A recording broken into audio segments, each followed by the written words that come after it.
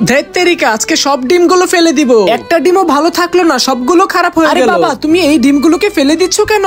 কি করব তাহলে? এই ডিমের ভিতরে বাচ্চা জন্মেছে, ডিমগুলো তো খেতে পারবো না, তাই ফেলে দিয়েছি। আরে এই ডিমগুলোকে মা যদি ভালো করে রান্না করে তাহলে চেটেপুটে খাবে। দরকার নেই আমার এইসব ফালতু ডিম খাওয়ার, আর তোদেরও খেতে হবে না, তাই আমি এগুলো ফেলে দিয়েছি। আর বেশি কথা না বলে চালু চালু বাসা চলে যা। আমি একটু বাহিরে কাজে গেলাম, বাবা চলে গেছে, যাক আমি আর মা মিলে এগুলোকে মজা করে রান্না করে খাবো। বন্ধুরা, তোমরা যদি তোমার মাকে ভালোবাসো ভিডিওতে লাইক করে চ্যানেলটিকে সাবস্ক্রাইব করে দাও এবং কমেন্টে তোমাদের নামটি লিখে দাও। বন্ধুরা, আমার ছোট্ট একটি মেয়ে ডিম সহ ডিমের বাচ্চাগুলো নিয়ে এসেছে, বলতেছে এগুলো মজা করে রান্না করতে। তাই এগুলোকে ফার্স্টে আমি ধুয়ে নিয়েছি, তারপরে একে একে সকল মশলাগুলো ঢেলে সেই ডিমগুলোকে আমি এগুলোর উপরে দিয়ে দিলাম। এরপরে ডিমগুলো ভালো করে সিদ্ধ করে নেওয়া হবে। সিদ্ধ করা হয়ে গেলে ডিমগুলোর খোসাগুলো ভালো করে ছাড়িয়ে নিতে হবে। এরপরে এই ডিমগুলোর উপর ময়দা ছড়িয়ে নিতে হবে। ময়দাগুলো ভালো করে মিশিয়ে তেলে ছেড়ে দিতে হবে। তেলে ভালো করে একটু ভেজে নিলে হয়ে যাবে রেডি।